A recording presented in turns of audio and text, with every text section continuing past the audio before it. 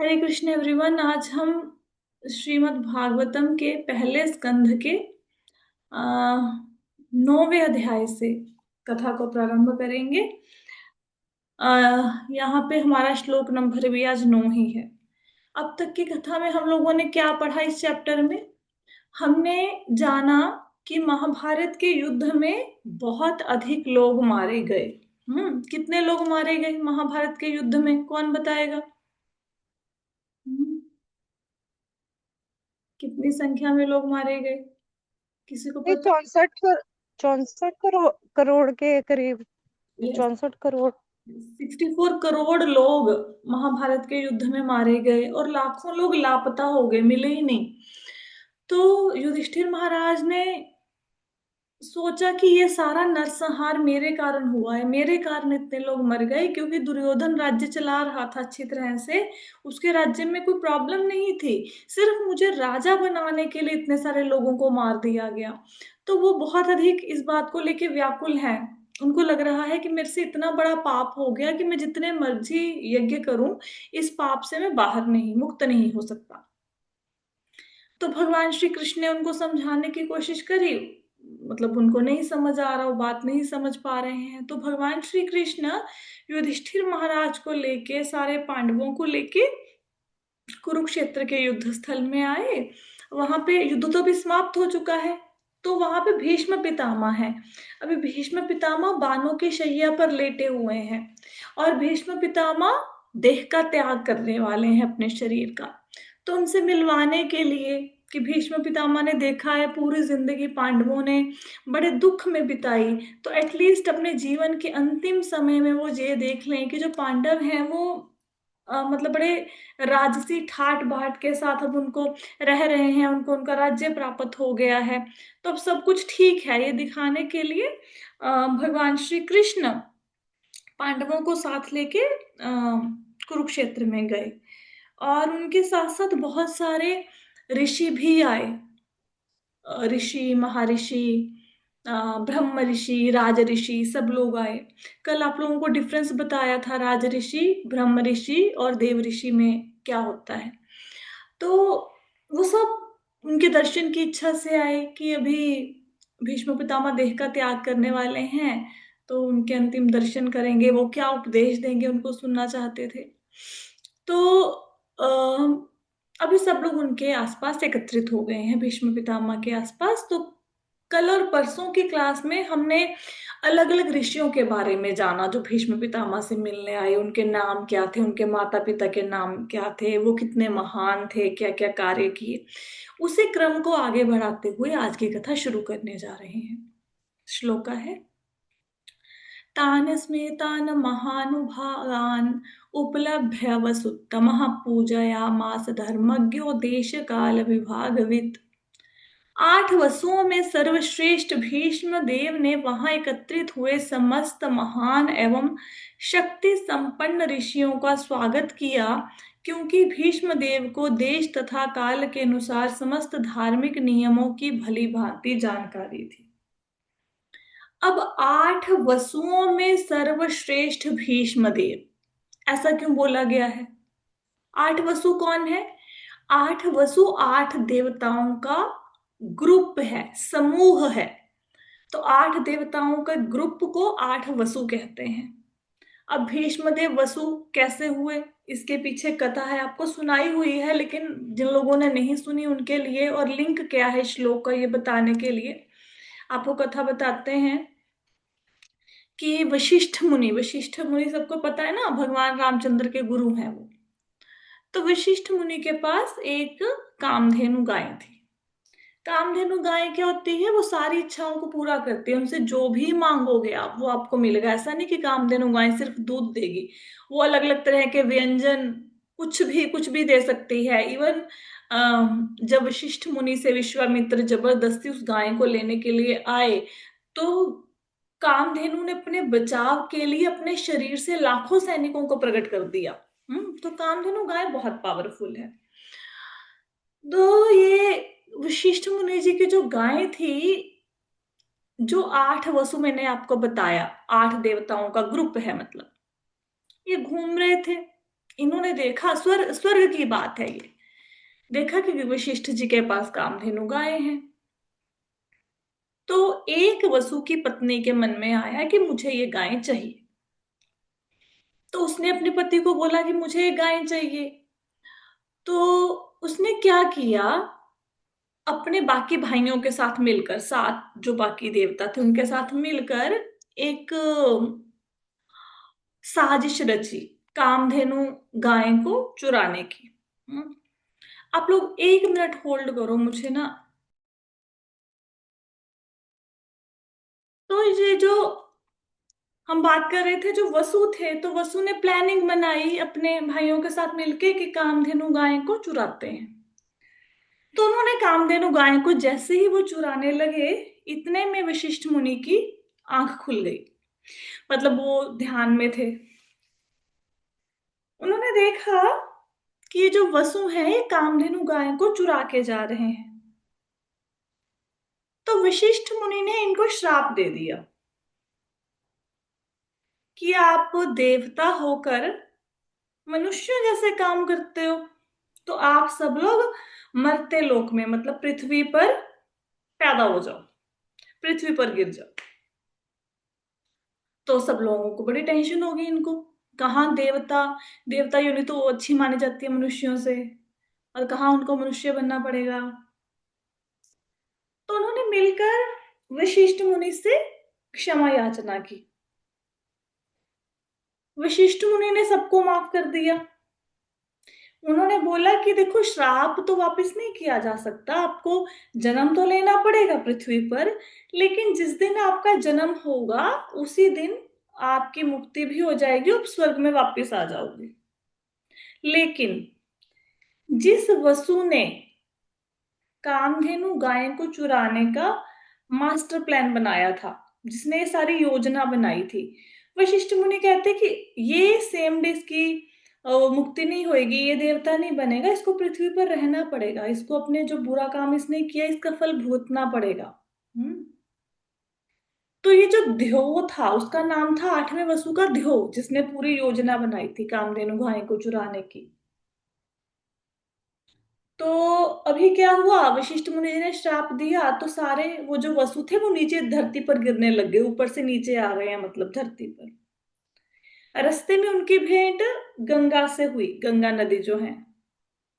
उन्होंने गंगा नदी को प्रार्थना की कि हमें श्राप मिला है ऐसे कि भाई तुम लोग धरती पर अवतरित हो, धरती पर अभी जाओ, तो हम चाहते हैं कि हमारी जो वो हमने जो उत्पत्ति है हमारी, एक ऐसी माँ से हो जो बहुत ही पवित्र हो। तो उन्होंने गंगा नदी को प्रार्थना करी कि आप हमें गर्भ में धारण करो, आप हमारी माँ बन जाओ। तो गंगा नदी ने स्वीकार कर लिया। अब गंगा नदी को भी उस समय श्राप मिला हुआ था, उन्होंने भी धरती पे आना था। गंगा नदी को श्राप कैसे मिला, एक बार ब्रह्मा जी की सभा चल रही थी, वहां पे एक यज्ञ हो रहा था। वहां पे सारे देवी देवता बैठे थे। तो वहां पे गंगा नदी भी बैठी थी, और एक राजा थे महाभिष्य, वो भी बैठे थे। वैसे हवा चली तो गंगा नदी का थोड़ा आंचल उड़ा, तो सब देवताओं ने आंखें नीची कर ली अपनी, जब उनका वस्त्र उड़ा। लेकिन महाभिष्य और गंगा, महाभिष्य जो राजा था उसने नहीं अपनी आंखें नीची करी, वो गंगा नदी को देखता रहा, और गंगा नदी भी उनको देखती रही। गंगा नदी बहुत सुंदर है।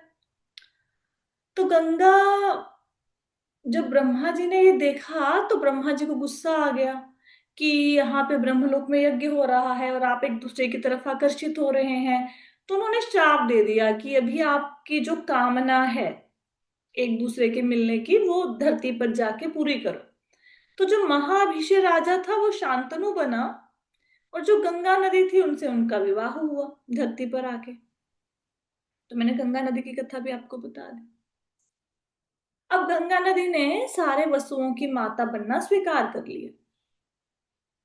अब गंगा नदी, गंगा घूम रही है गंगा नदी के किनारे पर मूर्तिमंत फॉर्म में, है ना, बहुत सुंदर है।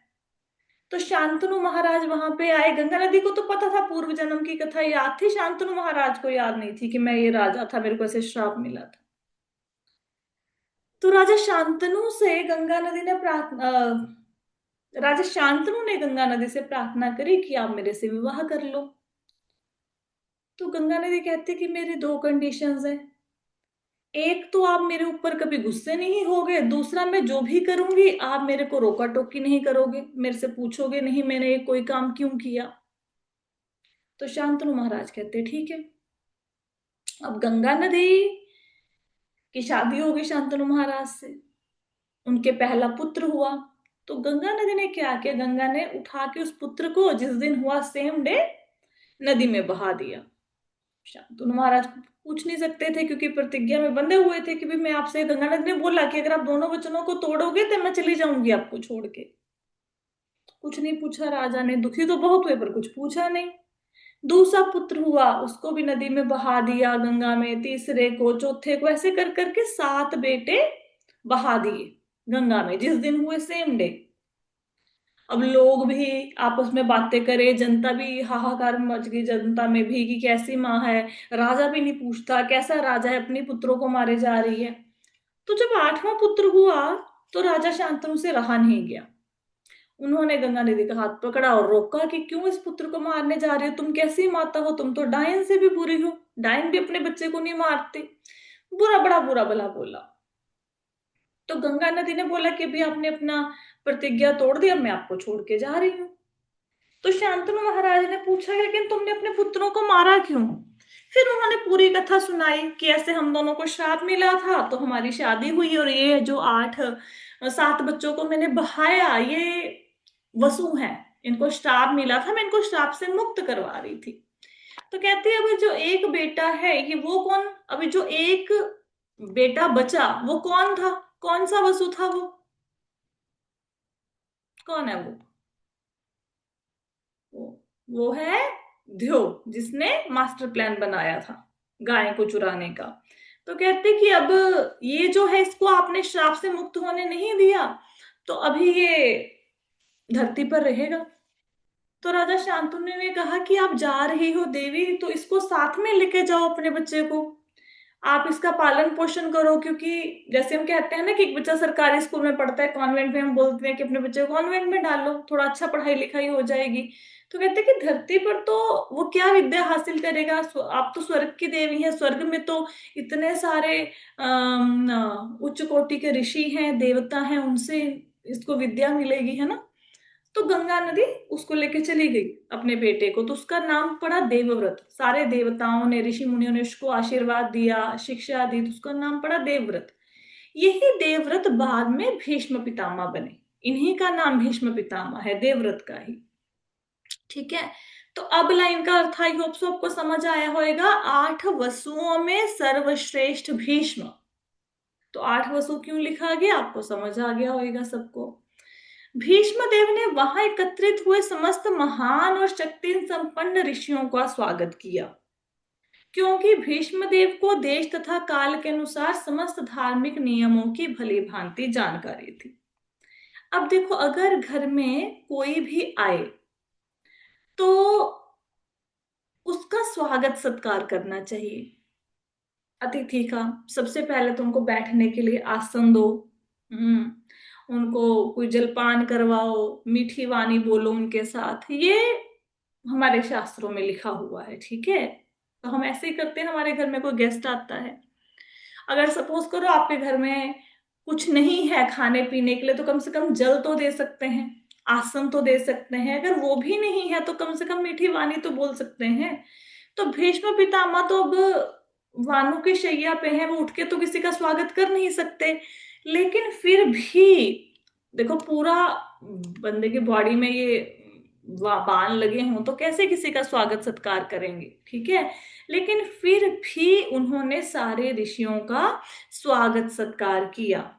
कैसे किया, क्योंकि उनका जो दिमाग था, मस्तिष्क था, वो काम कर रहा था प्रॉपरली, चाहे शारीरिक तौर पर वो समर्थ थे कुछ करने में लेकिन मानसिक तौर पर वो बिल्कुल ठीक थे। ठीक है, तो उन्होंने मीठे वचन बोलकर अपने कर्तव्य को निभाया और सारे लोगों का स्वागत सत्कार किया।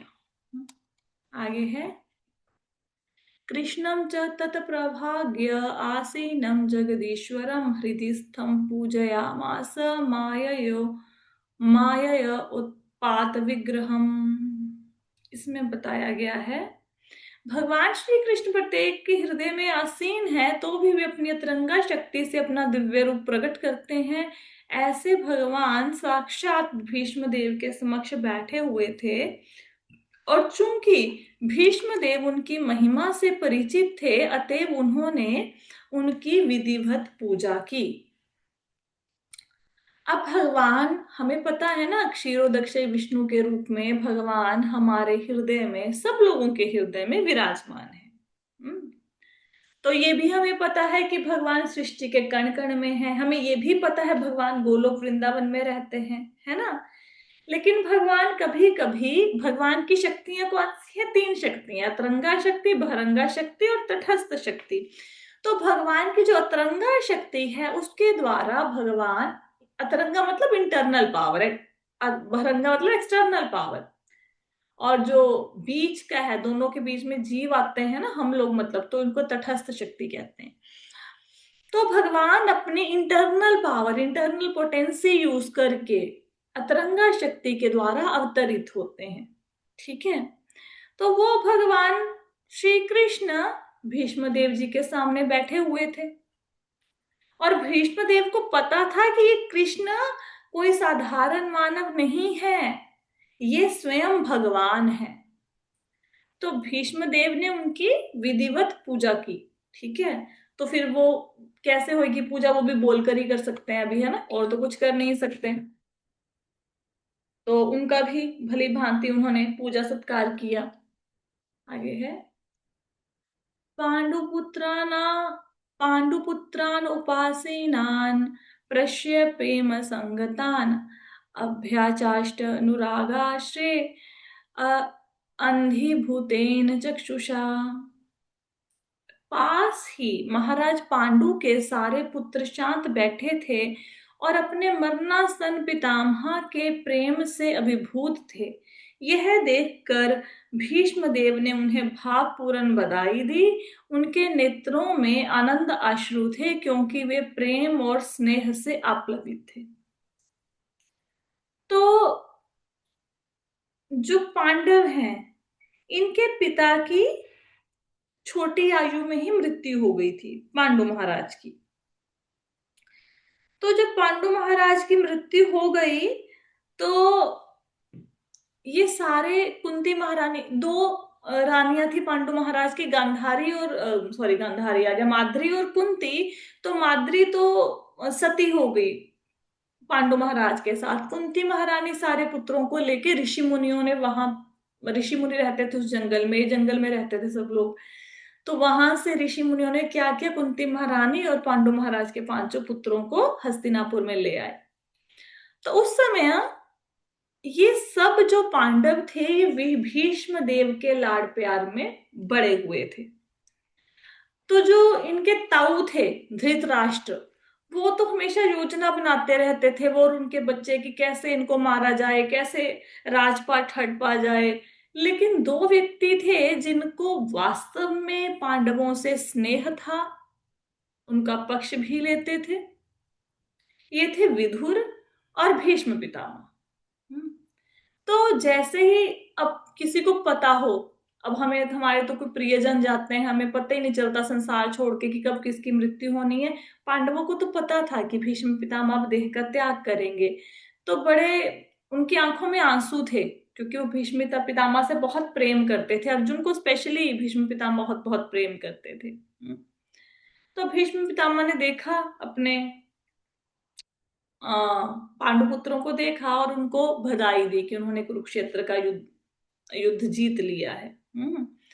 और उनकी आंखों में आनंद के आंसू थे। आनंद के आंसू क्यों थे?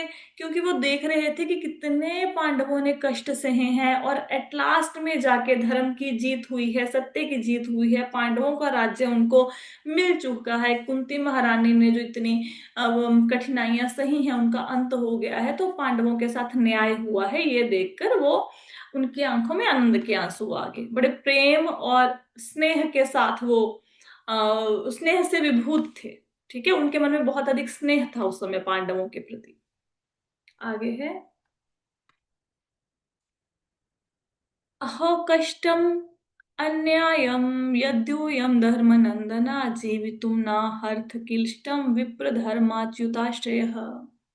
भीष्मदेव ने कहा, ओह तुम लोगों ने साक्षात धर्म के पुत्र होते हुए भी कितनी यातनाएं तथा कितना अन्याय सहा है। उन कष्टों के अंतर्गत तुम सबको जीवित रहने की आशा ना थी, फिर भी ब्राह्मणों, ईश्वर और धर्म ने तुम्हारी रक्षा की है। तो क्या कहा यहाँ पे भीष्म पितामह ने? भीष्म पितामह ने कहा कि अब भीष्म पितामह को ये बात पता है कि युधिष्ठिर महाराज इस बात के लिए व्याकुल हैं कि उनकी वजह से सारे लोग मारे गए महाभारत के युद्ध में। तो उनके मन की बात को भीष्म पितामह समझ रहे हैं। तो युधिष्ठिर महाराज को बताने के लिए कि इस युद्ध का कारण आप नहीं हो, ये युद्ध धर्म के कारण लड़ा गया, ये अन्याय के ऊपर न्याय की जीत है, ये सत्य के लिए लड़ा गया, ये बताने के लिए कि युधिष्ठिर आप इसके लिए रिस्पॉन्सिबल नहीं हो। तो भीष्म पितामह ने कहां से बात शुरू करी? उन्होंने बोला कि तुम लोगों ने कितनी यातनाएं और कितना कष्ट सहा। युधिष्ठिर महाराज कौन है? धर्मराज के बेटे हैं। आप लोगों को पता ही होगा कि पांडवों की उत्पत्ति कैसे हुई है ना, क्योंकि पांडु महाराज को तो श्राप मिल गया था कि अगर वो अपनी पत्नी के साथ पास जाएंगे, उनके साथ कभी भोग करेंगे तो उनकी मृत्यु हो जाएगी उसी क्षण। ऋषि ने श्राप दिया था। तो कुंती महारानी के पास एक मंत्र था जिससे वो देवताओं का आवाहन कर सकती थी। दुर्वासा मुनि ने उनको ये मंत्र दिया था। तो उस मंत्र के आप प्रयोग करके एक एक देवता को बुला करके फिर पांडवों की उत्पत्ति हुई थी।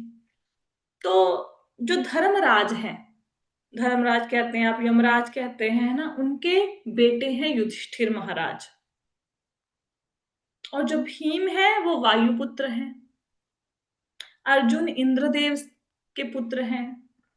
और नकुल और सहदेव अश्विनी कुमारों से हुए हैं। तो साक्षात धर्म के पुत्र होते हुए भी तो युधिष्ठिर महाराज तो साक्षात धर्मराज के बेटे हैं। कितनी यातनाएं और कितना अन्याय सहा है। तो जो धर्मराज कौन है? वो न्याय और अन्याय इसका डिसीजन लेते हैं। मृत्यु के बाद सब जाते हैं ना धर्मराज के पास कि भाई हमारे जीवन में हमने क्या पाप पुण्य किया, किसको कौन सा भेजना है, किसकी क्या गति होगी, वो धर्मराज डिसाइड करते हैं। तो वो धर्मराज जो न्याय अन्याय के लिए बताते हैं कि कौन न्याय कर रहा है, कौन अन्याय कर रहा है, उसको दंड देते हैं जो अन्याय करता है। उसके बेटे को, साक्षात धर्मराज के बेटे को भी यातनाएं और अन्याय सहना पड़ा। किसी का पिता जज हो, ठीक है, उसके बेटे को भी अन्याय सहना पड़ जाए तो कितनी बड़ी बात है ना। और कहते हैं कि तुम्हें इतने कष्ट दिए दुर्योधन की सारी टोली ने, सारे भाइयों ने मिलकर, कि उन कष्टों से तुम्हारा जीवित रहना, बच पाना नामुमकिन था। लेकिन तुम्हारे साथ ब्राह्मण है, तुम ब्राह्मणों का आदर करते हो, भगवान स्वयं तुम्हारे साथ हैं और तुम धर्म की साइड पे हो, तुम अधर्मी नहीं हो। तो ब्राह्मणों, ईश्वर और धर्म ने मिलकर तुम्हारी रक्षा की है, अन्यथा तुम्हारे जीवित रहने की कोई संभावना, कोई आशा नहीं थी। ये तो तुम्हारे धर्म ने, भगवान ने, ब्राह्मणों की जो तुम सेवा करते हो उसके कारण तुम बच गए। हम्म? आगे कहते हैं, संस्थिते तीरे थे पांडो पृथा बाल प्रज्ञा वधु युष्मत्कृते बहुन क्लेशान प्राप्ता तोकवती मुहुः। जहां तक मेरी पुत्र वधु कुंती का संबंध है, वह महान सेनापति पांडु की मृत्यु होने पर अनेक सारे बच्चों के साथ विधवा हो गई और इसके कारण उसने घोर कष्ट सहे। और अब जब तुम लोग बड़े हो गए हो तो भी वह तुम्हारे कर्मों के कारण काफी कष्ट उठा रही है। तो एक तो पहले पांडवों के लिए शोक प्रकट किया भीष्म पितामह ने कि तुम्हारे साथ इतना अन्याय हुआ। कुंती महारानी के लिए डबल शोक व्यक्त कर रहे हैं। क्यों? एक तो उनके पति की मृत्यु हो गई, कम आयु में वह विधवा बन गई। दूसरा, बहुत मुश्किल से बच्चों का पालन पोषण किया, एक ऐसे महल में ऐसे लोगों के बीच में रह के बच्चों का पालन पोषण किया जहां पे सब लोग उनको मारने की साजिश रच रहे हैं दिन रात दिन रात। चलो बचपन में तो बच्चे जब छोटे थे तब तो कुंती महारानी ने जो कष्ट पाया सो पाया, लेकिन जब बच्चे बड़े हो गए, अब हम क्या कहते हैं अगर किसी के हस्बैंड की डेथ हो जाए कि चलो बच्चा छोटा है, बच्चा बड़ा होगा, माँ का सहारा बनेगा, है ना। लेकिन यहाँ पे जब पांडु के पुत्र बड़े हुए, पांडु पुत्र, तो कुंती महारानी की विपत्तियां कम नहीं हुई। उनको बुढ़ापे के समय भी जब पांडवों को वनवास हुआ, वो भी साथ में गई, तो लाक्षागृह की जब आग में उनको जला देने की कोशिश कर की गई थी तब वो साथ में थी। तो उनको बुढ़ापे में भी वनवास के दिन काटने पड़े। तो उनके जीवन में कभी भी सुख आया ही नहीं। तो कुंती महारानी के लिए दोहरा शोक व्यक्त कर रहे हैं यहाँ पे भीष्म पितामह की। बचपन से लेके उसने तो जवानी में पहले विधवा हो गई, फिर बच्चे बड़े हो गए, तब भी उसके कष्टों का अंत नहीं हुआ। तो उसके प्रति भी थोड़ी संवेदना व्यक्त कर रहे हैं। आगे कहते हैं, सर्वं कालकृतं मन्ये भवतां च यद् प्रियं सपालो यद्वशे लोको वायोर इव घनावली। मेरे विचार से यह सब प्रबल काल के कारण हुआ है, जिसके वशीभूत होकर हर कोई व्यक्ति प्रत्येक लोक में मारा मारा फिरता है, जिस प्रकार वायु द्वारा बादल इधर से उधर ले जाए जाते हैं। अब भीष्म पितामह ये बेसिकली युधिष्ठिर महाराज को बोल रहे हैं। क्या बोल रहे हैं कि जो इतना बड़ा महाभारत का युद्ध हुआ, इतने लोग मारे गए, तुमने इतने कष्ट सहे, तुम धर्मराज के पुत्र हो, तुम तब भी तुम्हारे साथ अन्याय हुआ, ये क्यों हुआ है? कई बार हम लोग भी कहते हैं ना कि हमने किसी का बुरा नहीं किया, हमारे साथ बुरा क्यों हो रहा है, या हमारे जीवन में ये प्रिय घटना क्यों हो गई, ये दुखद घटना हमारे साथ क्यों हो गई। उसका कारण है काल। काल के ऊपर किसी का कोई नियंत्रण नहीं है। काल के द्वारा ही सारे लोग नियंत्रित होते हैं। काल से यहाँ पे अर्थ आप समय भी ले सकते हैं, मृत्यु भी ले सकते हैं। तो वो काल के वशीभूत होकर हर व्यक्ति, चाहे वो कोई भी लोग है, चाहे वो ऊपर के लोग हैं, चाहे नीचे के लोग में है, तो वो मारा मारा फिरता है काल के प्रभाव के कारण। हाँ, तो युधिष्ठिर महाराज को यहाँ पे ये नहीं सोचना चाहिए कि मैंने पिछले जन्म में कोई पाप कर्म किया, इसके कारण मुझे यहाँ पे इस जन्म में इतना कष्ट भोगना पड़ा, या फिर महाभारत का युद्ध हुआ। ये भगवान की योजना है। जैसे मैंने आपको भी बताया था कि मृत्यु के बाद कहाँ जाते हैं, कर्मों का लेखा जोखा कहाँ होता है? धर्मराज के पास, यमराज के पास। लेकिन जो भगवान के भक्त हैं, उनके कर्मों का लेखा जोखा धर्मराज नहीं करते, वो स्वयं भगवान करते हैं। तो भक्तों के विषय में भगवान डिसाइड करते हैं। तो ये तो भगवान की योजना थी। भगवान की योजना थी कि पूरे विश्व के जो अधर्मी राजा हैं उनको एक साथ इकट्ठा करके उनको वहां पे मार दिया जाए। ठीक है, तो युधिष्ठिर महाराज की इसमें कोई गलती नहीं थी। ये उनको समझाने का प्रयत्न कर रहे हैं कि जिस प्रकार वायु जो होती है वो बादल को इधर उधर उड़ा के ले जाती है, बादल का कोई जोर नहीं चलता, इसी प्रकार काल के प्रभाव के कारण अलग अलग प्रकार की घटनाएं जीवन में होती हैं, हमारा उसके ऊपर कोई भी जोर नहीं है। आगे कहते हैं, यत्र धर्मस्तुतो राजा गदापाणिर्वृकोदरः कृष्णोस्त्रीगाण्डीवं चापं सुहत कृष्णस्ततो विपत्। कहते ओह, अपरिहार्य काल का प्रभाव कितना आश्चर्यजनक होता है, यह अपरिवर्तनीय है। अन्यथा धर्मराज के पुत्र युधिष्ठिर, गदाधारी भीम, गांडीव वस्त्र धारण करने वाले बलशाली महान धनुर्धर अर्जुन एवं सबके ऊपर पांडवों के प्रत्यक्ष हितैषी कृष्ण के होते हुए भी यह विपत्ति क्यों आती? देखो, कितनी सुंदर बात कह रहे हैं भीष्म पितामह। कहते काल कितना बलवान है और उसको चेंज नहीं किया जा सकता। अदरवाइज युधिष्ठिर महाराज कौन है? धर्मराज के बेटे हैं। साथ में कौन है? उनके भाई गदाधारी भीम, जिसमें 10,000 हाथियों की पावर है। और साथ में कौन है? अर्जुन, जिसने शिवजी को भी प्रसन्न किया उनसे युद्ध करके, जिनसे इंद्र भी हार गया, जिससे कोई जीत नहीं पाया, अजय है वो। और इस इन सब के ऊपर कौन है उनके साथ? भगवान कृष्ण। उनके होते हुए भी इतनी विपत्तियां आई। How is it possible? है ना? तो काल का प्रभाव कितना आश्चर्यजनक है, ये बता रहे हैं। हमें कई बार पता क्या लगता है, हम अपनी पूरी लाइफ इनसिक्योरिटी में निकाल देते हैं। कभी हमें धन की चिंता होती है कि आने वाले भविष्य में हमारा क्या बनेगा, धन इकट्ठा करना शुरू कर देते हैं। कई बार हमें बच्चों के करियर की टेंशन होती है, कई बार अपने बुढ़ापे की टेंशन, अलग अलग प्रकार की शरीर की टेंशन। हमें ये नहीं पता कि काल इतना शक्तिशाली है, हमारी बनाई हुई सारी योजनाओं पर पानी फिर सकता है किसी भी समय। अब हमने देखते हैं कि दुनिया में बाढ़ बाढ़ आती है, फ्लड, भूचाल, सूखा पड़ता है, लोग मारे जाते हैं। कितने टेररिस्ट अटैक कर देते हैं, उसमें लोग मारे जाते हैं, ब्लास्ट हो जाते हैं। तो ये जो लोग मारे गए, क्या इन्होंने अपने फ्यूचर के लिए योजनाएं नहीं बनाई होंगी? इन्होंने भी इंश्योरेंस कराई होगी सिक्योरिटी के लिए, है ना? सब कुछ किया ही होगा। लेकिन फिर भी काल कितना बलशाली है, सारी योजनाओं को पानी में मिला दिया, है ना? तो हमारी यो जो हमारे सोचने से कुछ नहीं होने वाला। काल का प्रभाव ऐसा है कि हमारे जीवन में क्या होने वाला है वो हम हमारी प्लानिंग के द्वारा से ही नहीं कर सकते। आने वाली घटनाओं को अपनी प्लानिंग के द्वारा, पैसे इकट्ठे करके, कोई और अपने आप को सिक्योर करने का मार्ग ढूंढकर हमने अपने आप के लिए सिक्योरिटी क्रिएट कर लेंगे, कुछ नहीं होने वाला। कुछ भी नहीं होने वाला।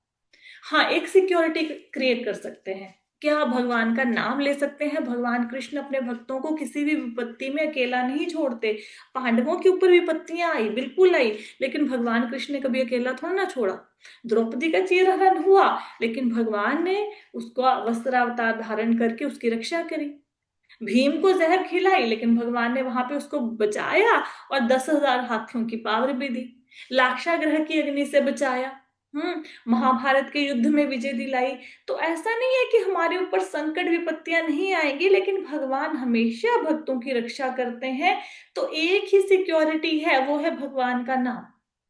जितना लेंगे, जितना जैसे हम बैंक बैलेंस हमारा बढ़ता है, खुशी होती है, इसी प्रकार नाम का भी बैलेंस बढ़ना चाहिए। खुशी होनी चाहिए कि आज मेरे खाते में मैंने इतना नाम कमाया है। यही असली कमाई है, यही असली धन है। ठीक है? तो आज तो समय होने वाला है, इतने ही श्लोक हो पाएंगे। आज हम लोगों ने 15 तक श्लोका किए। कल हम 16th श्लोका से स्टार्ट करेंगे। आज की क्लास में अगर किसी का क्वेश्चन है तो पूछ सकते हैं। क्वेश्चन, कोई डाउट? नहीं है? ठीक है, तो आज की कथा को यहीं पे विश्राम देते हैं। श्रीमद् भागवतम की जय, श्रील प्रभुपाद की जय। हरे कृष्ण।